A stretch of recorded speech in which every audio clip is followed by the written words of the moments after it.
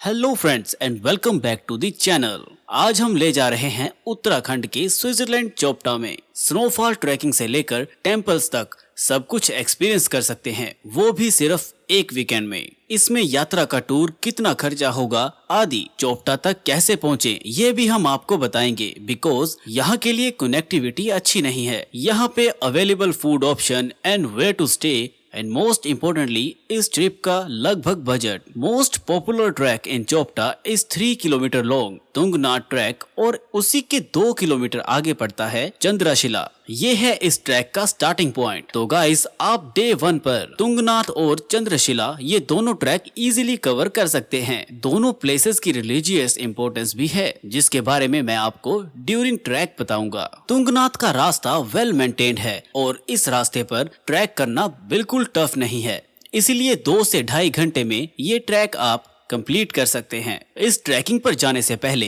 कुछ बातों का ध्यान रखना, जैसे कि आप कोशिश करें सुबह 6 से 7 बजे तक ट्रैक स्टार्ट कर दें, जिससे कि आप चंद्रशिला तक ट्रैक करके टाइम से वापस आ सकते हैं। सुबह ब्रेकफास्ट करके ही निकलें और अपने साथ एक पानी की बोतल और कुछ स्नैक्स लाइक बिस्कुट्स, चिप्स जरूर कैरी करें। तुंगनाथ की हाइट करीब 3680 मीटर है और यहाँ पर सबसे ऊंचाई पर बना वर्ल्ड हाईएस्ट शिवा टेम्पल है। माना जाता है अपने चचेरे भाइयों को मारने के बाद पांडवों को आत्मग्लानि होने लगी थी और वो उसका पछतावा करने के लिए भगवान शिव का आशीर्वाद पाना चाहते थे। इसके लिए वो भगवान को ढूंढते हुए केदार तक पहुंच गए। वहां भगवान बैल का रूप लेकर 5 हिस्सों में अंतर्ध्यान हो गए और बाद में इन 5 हिस्सों को 5 केदार के नाम से पूजा जाने लगा, जिसमें से तुंगनाथ को तीसरा केदार माना जाता है और पहला केदार केदारनाथ है। अगर आप केदारनाथ के बारे में और कुछ जानना चाहते हैं तो हमने उन पर भी अलग से वीडियो बनाई हुई है, नीचे दिए डिस्क्रिप्शन में वीडियो का लिंक दिया हुआ है। तुंगनाथ में फूड ऑप्शन अवेलेबल है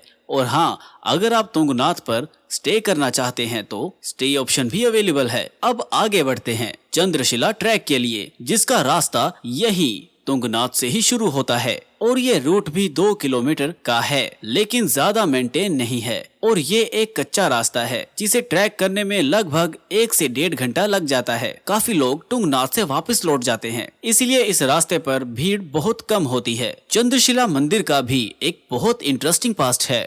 माना जाता है राजा दक्ष के 27 बेटियों में से एक बेटी, जिसका नाम रोहिणी था, वो चंद्रमा को बहुत पसंद आ गई थी। इस बात का जब राजा को पता चला तो वो बहुत गुस्सा हुए और उन्होंने चंद्रमा को सहरोग होने का श्राप दे दिया। उसी श्राप से मुक्त होने के लिए चंद्रमा ने इस जगह शिव जी की पूजा की थी और तभी से इस जगह को चंद्रशिला कहते हैं। वैसे यहाँ आने के लिए बेस्ट है कि आप नवंबर से मार्च के बीच आए। यहाँ बस कभी कभी जनवरी में स्नोफॉल की वजह से चंद्रशिला की ट्रैकिंग क्लोज होती है और मॉनसून मौसम में मतलब जून से अगस्त के बीच यहाँ आना अवॉइड करें, क्योंकि उस वक्त ट्रैक करना काफी रिस्की होता है। गाइस, चोपटा ट्रिप में आपका मेजर खर्चा आने जाने का होगा और बाकी का खर्च सिर्फ 1.5 से 2 हजार का होगा। यहाँ पहुँचने के लिए शेयरिंग जीप चलती है हरिद्वार, ऋषिकेश और हल्द्वानी से, जिसमें आपके करीब 1.5 से 2 हजार पर पर्सन लगेंगे। दूसरा ऑप्शन है कि आप हरिद्वार से